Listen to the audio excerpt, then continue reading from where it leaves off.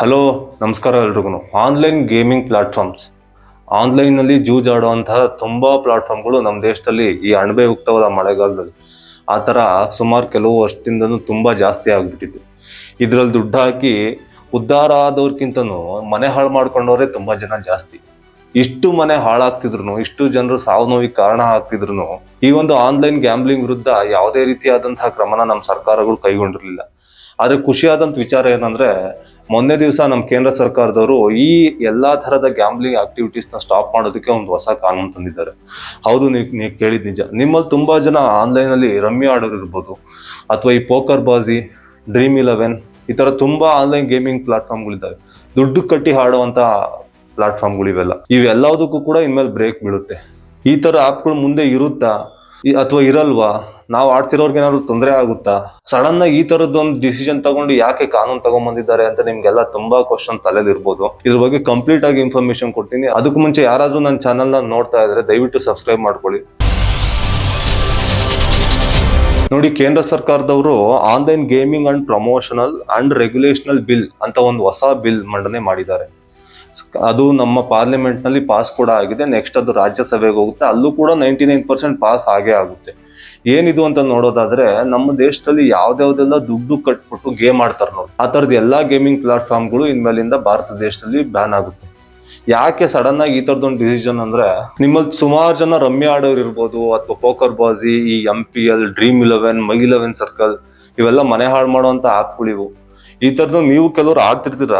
ಆದ್ರೆ ಈ ತರದ ಗೇಮಿಂಗ್ ಪ್ಲಾಟ್ಫಾರ್ಮ್ ಅಲ್ಲಿ ದುಡ್ಡು ಹಾಕಿ ದುಡ್ಡು ಮಾಡಿದವ್ರ ಸಂಖ್ಯೆಗಿಂತ ಈ ದುಡ್ಡು ಕಳ್ಕೊಂಡು ಮನೆ ಮಠ ಮಾರ್ಕೊಂಡು ಸತ್ತಿರೋರ್ ಸಂಖ್ಯೆನೇ ಜಾಸ್ತಿ.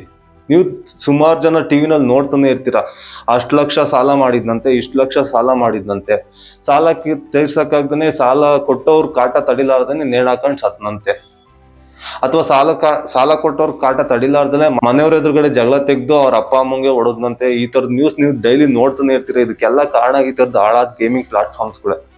ನಮ್ಮಲ್ಲಿ ಸುಮಾರು ಜನ ಕಂಟೆಂಟ್ ಕ್ರಿಯೇಟರ್ಸ್ ಇದ್ರ ವಿರುದ್ಧವಾಗಿ ಹೋರಾಡ್ತಾನೆ ಬಂದಿರು. ಅದ್ರ ಪ್ರತಿಫಲವಾಗಿ ಇವತ್ತು ನಮ್ಮ ಕೇಂದ್ರ ಸರ್ಕಾರಕ್ಕೆ 3ನೇ ಕಣ್ಣು ಅಂತ ಇರುತ್ತಲ್ಲ ಮಹೇಶ್ವರಂಗೆ, ಆ ತರದೊಂದು 3ನೇ ಕಣ್ಣು ತೆರೆದು ಇಷ್ಟು ವರ್ಷ ನೋಡ್ಕೊಂಡ್ ಬಂದಿದ್ದವ್ರು ಸದ್ಯಕ್ಕೆ ಹೆಂಗೋ ಇವಾಗ್ಲಾದ್ರೂ ಈ ತರದೊಂದು ಬಿಲ್ ನ ಪಾಸ್ ಮಾಡಿದ್ದಾರೆ. ನಿಮ್ಮಲ್ಲಿ ಈ ತರ ಗೇಮಿಂಗ್ ಪ್ಲಾಟ್ಫಾರ್ಮ್ ನ ಯೂಸ್ ಮಾಡ್ಕೊಂಡು ಆಟ ಆಡೋರು ಯಾಕಪ್ಪ ಈ ಸರ್ಕಾರದವ್ರು ಇವಾಗ ಈ ತರದ ಕಾನೂನು ತಗೊಂಬಂದ್ರು ಅಂತ ಅನ್ಕೋಬಹುದು ಸ್ನೇಹಿತರೆ.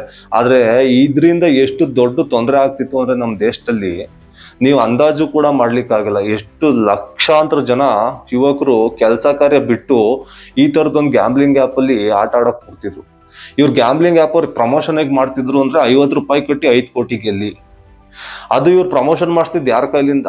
ಯಾರೋ ಬಡವನ್ ಕೈಲಿಂದ ದುಡ್ಡು ಕೊಟ್ಟು ಮಾಡಿಸ್ತಿದ್ದವ್ರಲ್ಲ. ನಮ್ಮ ದೇಶದಲ್ಲಿ ಎಲ್ಲ ಉಳ್ಳವರು, ದುಡ್ಡು ಖಜಾನೆನ ತುಂಬಿಕೊಂಡಿದ್ದವ್ರೆ ಈ ಒಂದು ಗೇಮಿಂಗ್ ಪ್ಲಾಟ್ಫಾರ್ಮ್ ಗ್ಯಾಂಬ್ಲಿಂಗಿಗೆ ಸಪೋರ್ಟ್ ಮಾಡ್ತಿದ್ದವ್ರು. ನಮ್ಮ ಆಲ್ಮೋಸ್ಟ್ ಆಲ್ ವಿರಾಟ್ ಕೊಹ್ಲಿ ಒಬ್ರನ್ನ ಬಿಟ್ಟು ಮಿಕ್ಕಿದ ಎಲ್ಲಾ ಕ್ರಿಕೆಟರ್ಸ್ನು ನಾನು ಈ ತರದೊಂದು ಪ್ಲಾಟ್ಫಾರ್ಮ್ಗೆ ಅಡ್ವರ್ಟೈಸ್ಮೆಂಟ್ ಕೊಟ್ಟಿರೋದು ನೋಡಿದೀನಿ. ನಮ್ಮ ಕೇಂದ್ರ ಸರ್ಕಾರದವ್ರು ಯಾಕೆ ಈ ಒಂದು ಕಾನೂನನ್ನು ಇಷ್ಟೊಂದು ಗಂಭೀರವಾಗಿ ಇಂಪ್ಲಿಮೆಂಟ್ ಮಾಡ್ತಾವ್ರೆ ಅಂದ್ರೆ, ನಾನು ಅವಾಗ್ಲೇ ಹೇಳ್ದಂಗೆ ಬರೀ ಯುವ ಜನತೆ ಮಾತ್ರ ಇದಕ್ಕೆ ಅಡಿಕ್ಟ್ ಆಗಿರಲಿಲ್ಲ, ಚಿಕ್ಕ ಚಿಕ್ಕ ಮಕ್ಕಳು ಕೂಡ ಈ ಒಂದು ಹಾಳು ವ್ಯವಸ್ಥೆಯಲ್ಲಿ ಬಿದ್ದು ಹಾಳಾಗ್ತಾ ಇದ್ರು. ಇದನ್ನೆಲ್ಲ ಮನಗಂಡಂತಹ ನಮ್ಮ ಕೇಂದ್ರ ಸರ್ಕಾರದವ್ರು ಇದೊಂದು ಬಿಲ್ ಪಾಸ್ ಮಾಡಿದ್ದಾರೆ. ಇನ್ನೂ ಕೆಲವು ಇಂಟರ್ನಲ್ ರಿಪೋರ್ಟ್ಸ್ ಪ್ರಕಾರ ಇದು ಯಾವ ಎಕ್ಸ್ಟ್ರೀಮ್ ಲೆವೆಲ್ ಹೋಗಿತ್ತು ಅಂದ್ರೆ, ಅಕ್ರಮವಾಗಿ ಮನಿ ಸಾಗಾಟನೆ ಮಾಡೋದು ಬೇರೆ ದೇಶದಿಂದ ನಮ್ಮ ದೇಶಕ್ಕೆ. ನೀವು ಸಕ್ರಮವಾಗಿ ಬೇರೆ ದೇಶದಿಂದ ಇಲ್ಲಿಗೆ ದುಡ್ಡು ಕಳಿಸ್ಬೇಕು ಅಂದ್ರೆ 30% ಟ್ಯಾಕ್ಸ್ ಕಟ್ಟಲೇಬೇಕು, ಇಲ್ಲ ಅಂದ್ರೆ ನಮ್ಮ ದೇಶಕ್ಕೆ ದುಡ್ಡು ಬರೋದಿಲ್ಲ. ಬಟ್ ಅಕ್ರಮವಾಗಿ ಕಳ್ಸ್ಕೊಂಡ್ರೆ ನಿಮ್ಗೆ ಯಾವ ಟ್ಯಾಕ್ಸ್ ಕಟ್ಟಂಗಿರಲ್ಲ. ಆ ಆಪ್ ಒಂದೊಂದು 10% ಕೊಟ್ರೆ ಇನ್ 30% ಅಲ್ಲಿ 20 ನಿಮ್ಗೆ ಉಳಿತದಲ್ಲ. ಈ ತರದ್ ಮನಿ ಲಾಂಡ್ರಿಂಗ್ ಕೂಡ ಈ ಒಂದು ಆಪ್ ಮೂಲಕ ಆಗ್ತಾ ಇದೆ ಅಂತ ಒಂದು ಇಂಟರ್ನಲ್ ರಿಪೋರ್ಟ್ ಇತ್ತು. ಅಷ್ಟೇ ಆಗಿದ್ರೆ ಸುಮ್ನೆ ಇರ್ತಿದ್ರು ಏನೋ. ಈ ಒಂದು ಕೆಲವು ಆಪ್ಗಳಿಗೆ, ಎಲ್ಲಾ ಆಪ್ಗಳು ಅಂತ ನಾನು ಹೇಳೋದಕ್ಕೆ ಹೋಗಲ್ಲ, ಕೆಲವು ಆಪ್ಗಳು ಡೈರೆಕ್ಟ್ ಆಗಿ ಟೆರರಿಸ್ಟ್ಗಳು ಗುಂಪುಗಳು ಏನಿರ್ತದಲ್ಲ, ಆ ಟೆರರಿಸ್ಟ್ಗಳಿಗೆ ಬೇರೆಯವರು ಅಕೌಂಟ್ ಮೂಲಕ ಜಮಾವಣೆ ಮಾಡಿದ್ರೆ ಡೌಟ್ ಬರುತ್ತೆ. ಅದೇ ಈ ತರದೊಂದು ಗೇಮ್ ಮಾಡಿ ಅವ್ರು ಗೆದ್ರೆ ಅದು ಅವನೇನೋ ಗೇಮ್ ಮಾಡಿ ಗೆದ್ದವನೇ ಅಂತ ತುಂಬಾ ತಲೆ ಕೆಡ್ಸ್ಕೊಳಕ್ ಹೋಗ್ತಿರ್ಲಿಲ್ಲ. ಬಟ್ ಆ ಒಂದು ದುಡ್ಡನ್ನ ಯಾರೋ ಫಾರಿನ್ ಇಂದ ಇಲ್ಲಿ ಕೆಟ್ಟ ಕಾರ್ಯಕ್ಕೆ ಬಳಸಬೇಕು ಅಂತ ಅವನಿಗೆ ಕಳ್ಸಿರ್ತಾನೆ. ಇದನ್ನೆಲ್ಲ ಗಮನಿಸಿ ನಮ್ಮ ಕೇಂದ್ರ ಸರ್ಕಾರದವರು ಇದನ್ನ ಹಿಂಗೆ ಬಿಟ್ರೆ ನಮ್ ಕೈ ಮೀರಿ ಹೋಗುತ್ತೆ ಅಂದ್ಬಿಟ್ಟು ಒಂದು ಬಿಲ್ ನ ಮಂಡನೆ ಮಾಡಿದ್ದಾರೆ. ಅದು ಪಾಸ್ ಕೂಡ ಆಗಿದೆ. ನೆಕ್ಸ್ಟ್ ರಾಜ್ಯಸಭೆಗೆ ಹೋಗಿ ಅಲ್ಲೂ ಕೂಡ ಪಾಸ್ ಆಗುತ್ತೆ. ಈ ಮೇನ್ ಆಗಿ ಈ ಕಾನೂನಲ್ಲಿ ಏನೇನಿದೆ ಅಂತ ನೋಡೋದಾದ್ರೆ, ದುಡ್ಡು ಕೊಟ್ಟು ಆಡೋ ಗೇಮ್ಸ್ ಬ್ಯಾನ್. ಯಾವ್ಯಾವ್ದು ಗೇಮ್ ಆನ್ಲೈನ್ ಪ್ಲಾಟ್ಫಾರ್ಮ್ ಅಲ್ಲಿ, ಆನ್ಲೈನ್ ಗೇಮಿಂಗ್ ಅಲ್ಲಿ ಯಾವ್ದಾವ್ದು ಗೇಮ್ಗೆಲ್ಲ ನೀವು ದುಡ್ಡು ಕಟ್ಟಿ ಆಡ್ತಿದ್ರ ನೋಡಿ ಇಷ್ಟು ದಿವಸ, ಆ ಎಲ್ಲಾ ಗೇಮ್ಗಳು ಕೂಡ ಇನ್ಮೇಲೆ ಸಂಪೂರ್ಣವಾಗಿ ನಿಷೇಧ ಭಾರತದಲ್ಲಿ. ನೀವು ಸಣ್ಣದಾಗ 10 ರೂಪಾಯಿ ಕೊಟ್ಟಿದ್ರು ಆ ಒಂದು ಗೇಮ್ ನಿಮ್ಗೆ ನಿಷೇಧ ಆಗಿರ್ತದೆ. ನೀವು ರಿಟರ್ನ್ ಏನೇ ಎಕ್ಸ್ಪೆಕ್ಟ್ ಮಾಡ್ಲಿಲ್ಲ ಅಂದ್ರೆ ದಟ್ ಇಸ್ ಫೈನ್. ಈ ಪಬ್ಜಿಲೆಲ್ಲ ಈ ಒಂದು ಸ್ಟಾರ್ ಅಥವಾ ಈ ಒಂದು RP ಅಂತ ಬರುತ್ತೆ ಪಬ್ಜಿಲಿ, ಅದನ್ನ ಕೊಂಡ್ಕೊಳ್ಳೋಕೆ ದುಡ್ಡು ಕೊಡ್ತೀವಿ. ಬಟ್ ಆ ತರದ್ದು ಯಾವ್ದು ಇಲ್ಲಿ ಕನ್ಸಿಡರ್ ಇಲ್ಲ. ಆದ್ರೆ ನೀವು ದುಡ್ಡು ಕೊಟ್ಟು ನಿಮಗೆ ದುಡ್ಡು ಗೆಲ್ಲೋ ಅಂತಹ ಈ ಒಂದು ಗೇಮಿಂಗ್ ಪ್ಲಾಟ್ಫಾರ್ಮ್ ಇದ್ವಲ್ಲ, ಈ ತರದ್ದು ಎಲ್ಲಾವುದು ಕೂಡ ಬ್ಯಾನ್ ಇನ್ ಮೇಲೆ ಯಾವುದೇ ಕಾರಣಕ್ಕೂ ಯೂಸ್ ಮಾಡೋಂಗಿಲ್ಲ. ಇದನ್ನ ನೋಡ್ಕೊಳ್ಳೋಕೆ ಅಂತಾನೇನೆ ಒಂದು ಬೋರ್ಡ್ ನ ರಚನೆ ಮಾಡ್ತಿದ್ದಾರೆ ಕೇಂದ್ರ ಸರ್ಕಾರದ್ದು. ಈ ಬೋರ್ಡ್ ನ ಮೇನ್ ಉದ್ದೇಶ ಏನಂದ್ರೆ, ಯಾವುದೇ ರೀತಿಯಾದಂತಹ ಒಂದು ಗೇಮಿಂಗ್ ಪ್ಲಾಟ್ಫಾರ್ಮ್ ಇಂಡಿಯಾದಲ್ಲಿ ಅಲೋ ಮಾಡ್ಬೇಕು ಅಂದ್ರೆ ಇವ್ರು ಅದನ್ನ ಪರಿಶೀಲನೆ ಮಾಡ್ತಾರೆ.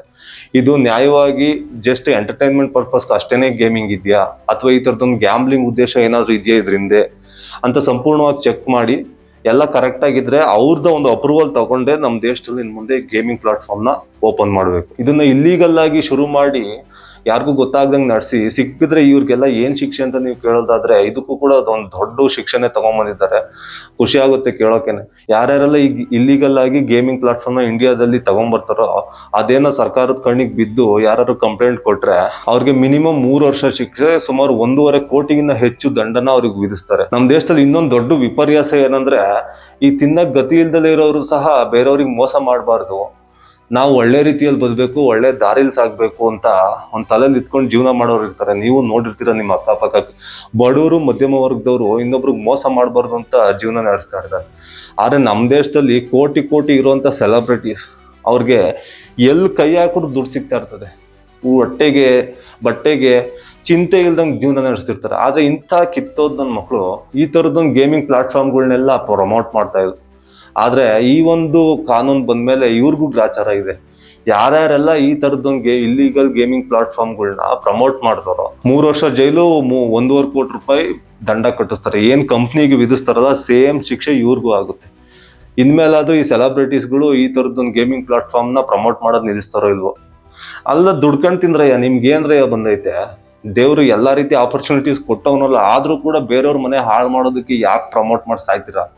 ನಮ್ ಕರ್ನಾಟಕದಲ್ಲಿ ಇತ್ತೀಚೆಗೆ ಕಡಿಮೆ ಆಗಿತ್ತು, ಬಟ್ ರೀಸೆಂಟ್ ಆಗಿ ಒಂದು ನೋಡ್ದೆ ನಾನು, ನನ್ಗೆ ನಗ್ಬೇಕೋ ಅಳ್ಬೇಕೋ ಗೊತ್ತಾಗ್ಲಿಲ್ಲ. ಯಾಕಂದ್ರೆ ಯಾವ್ದು ಪ್ರಮೋಷನ್ ಅಂದ್ರೆ ಪ್ರಜ್ವಲ್ ದೇವರಾಜ್ದು. ನಾನು ಅವಾಗ ಅನ್ಕೊಂಡೆ ಮೇ ಬಿ ಇವರಿಗೆ ಪಿಕ್ಚರ್ಸ್ ಯಾವ್ದು ಬರ್ತಿಲ್ವಲ್ಲ, ಯಾವ ಪಿಕ್ಚರು ರಿಲೀಸ್ ಆಗ್ತಾ ಇಲ್ಲ, ಸುಮಾರು ದಿವಸ ಆಯ್ತು ರಿಲೀಸ್ ಆಗ್ದಾಗ ಯಾವ ಓಡ್ತಾ ಇಲ್ಲ. ಅದಕ್ಕೆ ಇವ್ರಿಗೆ ಹಣಕಾಸಿನ ಕೊರತೆ ಉಂಟಾಗಿ ಈ ತರ ಮನೆ ಹಾಳು ಮಾಡೋ ಕೆಲ್ಸಕ್ಕೆ ಕೈ ಹಾಕವ್ರೇನೋ ಅಂತ ಅನ್ಕೊಂಡೆ. ಪ್ರಜ್ವಲ್ ದೇವರಾಜ್ ಅವ್ರಿಗೆ ಹೇಳೋದು ಒಂದೇ ಮಾತು, ದುಡೀರಿ, ಕಷ್ಟ ಬಿದ್ದು ದುಡೀರಿ, ನಿಮ್ಕಿನ್ನ ಕಷ್ಟದಲ್ಲಿರೋರು ಅವ್ರೆ. ಈ ತರದ್ದು ಕೆಲ್ಸಗಳಿಗೆ ಇನ್ಮೇಲೆ ಕೈ ಹಾಕಕ್ ಹೋಗ್ಬೇಡಿ. ಹಾಕಿದ್ರು ಅದ್ ನಿಮಗ್ ಬಿಟ್ಟಿದ್ದು. 3 ವರ್ಷ ಜೈಲ್ಗೆ ಹೋಗಕ್ ರೆಡಿ ಆಗಿರಿ. ಮತ್ತೆ ನೀವೆಲ್ಲ ಥಿಂಕ್ ಮಾಡ್ಬೋದು, ಇದನ್ನ ಯೂಸ್ ಮಾಡ್ತಿರೋರ್ಗೆ ಏನಾದ್ರು ತೊಂದರೆ ಆಯ್ತಾ, ಅವ್ರಿಗೂ ಏನಾದ್ರು ಶಿಕ್ಷೆ ಆಯ್ತಾ ಅಂತ. ಯೂಸ್ ಮಾಡ್ತಿರೋರ್ಗೆ ಯಾವ್ದೇ ರೀತಿ ತೊಂದರೆ ಇಲ್ಲ. ಈ ಒಂದು ಕಾನೂನು ಪ್ರಕಾರ ಯೂಸ್ ಮಾಡ್ತಿರೋರ್ನ ಬಲಿಪಶುಗಳು, ಅಮಾಯಕರು, ಈಗ ಗೊತ್ತಿಲ್ದಲೆ ಇಂಥ ಒಂದು ಆಸೆಗೆ ಬಲಿಪಶು ಆಗಿ ಬಂದ್ಬಿಟ್ಟವ್ರೆ ಅಂತ ಬಲಿಪಶುಗಳ ತರ ಇವ್ರನ್ನ ಟ್ರೀಟ್ ಮಾಡ್ತಾರೆ. ಯೂಸ್ ಮಾಡೋರ್ಗೆ ಯಾವ್ದೇ ರೀತಿ ತೊಂದರೆ ಇಲ್ಲ. ಆದ್ರೆ ಯಾರು ಈ ಪ್ಲಾಟ್ಫಾರ್ಮ್ ನ ನಡೆಸ್ತಿರ್ತಾರಲ್ಲ ಅವ್ರಿಗಂತೂ 100% ತೊಂದರೆ ಆಗುತ್ತೆ. ಮತ್ತೆ ಸೆಲೆಬ್ರಿಟೀಸ್ಗಳು ಯಾರ್ಯಾರು ಪ್ರಮೋಟ್ ಮಾಡ್ತಾರೋ ಅವ್ರಿಗೂ ಪ್ರತಿಯೊಬ್ಬರಿಗೂ ಇದು ತೊಂದರೆ ಆಗೇ ಆಗ್ತದೆ. ಇನ್ ಮುಂದೆ ಯಾರಾದ್ರೂ ಪ್ರಮೋಟ್ ಮಾಡ್ತಿದ್ರೆ ಹುಷಾರಾಗಿರಿ, ಪ್ರಮೋಟ್ ಮಾಡೋಕಂತೂ ಹೋಗ್ಬೇಡಿ, ನಿಮ್ಮೊಳದಕ್ಕೆ ಹೇಳ್ತಾ ಇರೋದು. ಈ ಒಂದು ಕಾನೂನು ತಗೊಂಡ್ಬಂದು ಈ ಒಂದು ಬಿಲ್ ನ ಸಂಸತ್ತಲ್ಲಿ ಪಾಸ್ ಮಾಡಾದ್ಮೇಲೆ ಈ ಒಂದು ಗೇಮಿಂಗ್ ಪ್ಲಾಟ್ಫಾರ್ಮ್ ಎಲ್ಲ ಕಂಪ್ನಿ ಏನಲ್ಲಿ ಇತ್ತಲ್ಲ, ಇವರೆಲ್ಲ ಒಂದು ಆರ್ಗನೈಸೇಷನ್ ಮಾಡ್ಕೊಂಡಿದ್ರು, ಮನೆ ಹಾಳು ಮಾಡೋ ಆರ್ಗನೈಸೇಷನ್ ಇವ್ರದ್ದು. ಇವ್ರು ಏನಂತವ್ರೆ, ಇದ್ರಿಂದ ನಮ್ಗೆ ಲಕ್ಷಾಂತರ ರೂಪಾಯಿ, ಕೋಟ್ಯಾಂತರ ರೂಪಾಯಿ ನಷ್ಟ ಆಗುತ್ತೆ, ನಮ್ಗೆ ಯಾರು ಕಟ್ಕೊಡ್ತಾರೆ? ನಿಮ್ಗೆ ಯಾಕ್ರೆ ಕಟ್ಕೊಡ್ಬೇಕು? ಇಷ್ಟು ದಿವಸ ಮನೆ ಹಾಳು ಮಾಡಿ ಸಂಪಾದನೆ ಮಾಡಿಲ್ವಾ? ನೀವು ಜನಕ್ಕೆ ಕಟ್ಕೊಡ್ಬೇಕು ಬೋಳಿ ಮಕ್ಳ. ಅವ್ರ ಸರ್ಕಾರದವ್ರನ್ನೇನ್ ಕೇಳ್ತೀರ? ಇನ್ನೊಂದು ಹೇಳ್ತಾರೆ ಏನಂತ, ಇಷ್ಟು ದಿವಸ ನಮ್ಮ ಒಂದು ಪ್ಲಾಟ್ಫಾರ್ಮ್ಗಳಿಗೆಲ್ಲ ಅಡಿಕ್ಟ್ ಆಗಿದ್ದಂತಹ ಜನಗಳು ಇದೆಲ್ಲ ಬ್ಯಾನ್ ಆದ್ಮೇಲೆ ಅವ್ರಿಗೆ ಈ ಒಂದು ಅಡಿಕ್ಟ್ನೆಸ್ ಇಂದ ಹೊರಗಡೆ ಬರೋಕ್ ಆಗಲ್ಲ. ಅವರು ಬೇರೆ ದೇಶದಲ್ಲಿ ನಡೀತಿರುವಂತಹ ಗೇಮಿಂಗ್ ಪ್ಲಾಟ್ಫಾರ್ಮ್ಗೆ ಅಡಿಕ್ಟ್ ಆಗೋ ಚಾನ್ಸಸ್ ಜಾಸ್ತಿ ಇರುತ್ತೆ. ಅವಾಗ ಅಟ್ಲೀಸ್ಟ್ ನಾವು ಇಲ್ಲಿ ಟ್ಯಾಕ್ಸ್ ಕಟ್ತಿರೋರು ಬೇರೆ ದೇಶಕ್ಕೆ ಹೋಗ್ಬಿಡುತ್ತೆ ಟ್ಯಾಕ್ಸ್ ಅಂತ. ಎಂತ ತಲೆ ಉಪಯೋಗಿಸ್ತಾರೋ ನನ್ಗಂತೂ ಗೊತ್ತಿಲ್ಲ. ನೀವೇನೇ ಹೇಳಿದ್ರು ಈ ಒಂದು ಕಾನೂನು ಪಾಸ್ ಆಗಿದೆ, ಇಂಪ್ಲಿಮೆಂಟ್ ಮಾಡೇ ಮಾಡ್ತಾರೆ. ಇನ್ನೊಂದು ಹೇಳ್ತಾರೆ 20,000 ಕೋಟಿ ಲಾಸ್ ಆಗುತ್ತೆ ಟ್ಯಾಕ್ಸು. ಈ ಒಂದು ಬಡ ಮಧ್ಯಮ ವರ್ಗದವರು ಲಕ್ಷಾಂತರ ರೂಪಾಯಿ ಕಳ್ಕೊಂಡು ಲಕ್ಷಾಂತರ ಕೋಟಿಗೆ ಹೋಗುತ್ತೆ ಇವ್ರು ಕಳ್ಕೊಂಡಿರೋ ದುಡ್ಡು. ಇದ್ರ ಮುಂದೆ ಈ ಒಂದು ಲಕ್ಷಾಂತರ ರೂಪಾಯಿ ಕಳ್ಕೊಂಡಿರೋರು ಬೇರೆ ಕಡೆ ಖರ್ಚು ಮಾಡ್ರೆ ಆ ಒಂದು ಟ್ಯಾಕ್ಸ್ ಅದೇ ರೂಪದಲ್ಲಿ ಬಂದೇ ಬರ್ತದೆ. ಈ ಒಂದು ಕಳ್ಳ ಮಾರ್ಗದ ಮೂಲಕ, ಈ ಒಂದು ಮನೆ ಹಾಳು ಮಾಡೋ ಐಡಿಯಾ ಮೂಲಕ ಅವ್ರೇನ್ ಟ್ಯಾಕ್ಸ್ ಕೊಟ್ಟಂತ ಅವಶ್ಯಕತೆ ಇಲ್ಲ. ಆ ತರ ಟ್ಯಾಕ್ಸ್ ಉಪಯೋಗಿಸ್ಕೊಂಡು ನಮ್ ದೇಶ ಉದ್ಧಾರ ಆಗೋ ಅವಶ್ಯಕತೆನೂ ಇಲ್ಲ. ಸದ್ಯಕ್ಕೆ ಈ ಬಿಲ್ ಸಂಸತ್ತಲ್ಲಿ ಅಂದ್ರೆ ಲೋಕಸಭೆಯಲ್ಲಿ ಮಾತ್ರನೇ ಪಾಸ್ ಆಗಿದೆ. ನೆಕ್ಸ್ಟ್ ಇದು ರಾಜ್ಯಸಭೆಗೆ ಹೋಗುತ್ತೆ, ಅಲ್ಲೂ ಕೂಡ ಪಾಸ್ ಆಗೇ ಆಗುತ್ತೆ. ಸೊ ಇಷ್ಟ ಆಗಿತ್ತು ಈ ಗೇಮಿಂಗ್ದು ಏನ್ ಬಿಲ್ ಪಾಸ್ ಆಗಿದೆಯಲ್ಲ, ಇದ್ರ ಬಗ್ಗೆ ನಿಮ್ಗೇನ್ ಅನ್ಸುತ್ತೆ? ಈ ಒಂದು ಬಿಲ್ ಪಾಸ್ ಮಾಡಿರೋದು ಸರಿ ಇದೆಯಾ ಅಥವಾ ತಪ್ಪಿದ್ಯಾ? ಈ ಗೇಮಿಂಗ್ ಪ್ಲಾಟ್ಫಾರ್ಮ್ಗಳು ಹೇಳ್ತಿರೋದು ಸರಿ ಇದೆಯಾ? ಅಥವಾ ಈ ಗೇಮಿಂಗ್ ಪ್ಲಾಟ್ಫಾರ್ಮ್ಗೆ ಇಷ್ಟು ದಿವಸ ಸಪೋರ್ಟ್ ಮಾಡ್ಕೊಂಡ್ ಬಂದಿದ್ರಲ್ಲ, ಅವ್ರಿಗೆ ಏನ್ ಹೇಳಕ್ ಬಯಸ್ತೀರಾ? ಪ್ರತಿಯೊಂದನ್ನು ಕಮೆಂಟ್ ಬಾಕ್ಸ್ ನಲ್ಲಿ ತಪ್ಪದೆ ಕಮೆಂಟ್ ಮಾಡಿ. ನಿಮ್ಗೆ ಇಷ್ಟ ಆಗಿದ್ರೆ ಅಷ್ಟೇನೆ ಶೇರ್ ಮಾಡಿ, ಇಷ್ಟ ಆಗಿದ್ರೆ ಅಷ್ಟೇನೆ ಲೈಕ್ ಮಾಡಿ. ಇದುವರೆಗೂ ಯಾರಾದ್ರೂ ನನ್ನ ವಿಡಿಯೋ ನೋಡ್ತಿದ್ರೆ ದಯವಿಟ್ಟು ಸಬ್ಸ್ಕ್ರೈಬ್ ಮಾಡ್ಕೊಳ್ಳಿ. ನಮಸ್ಕಾರ.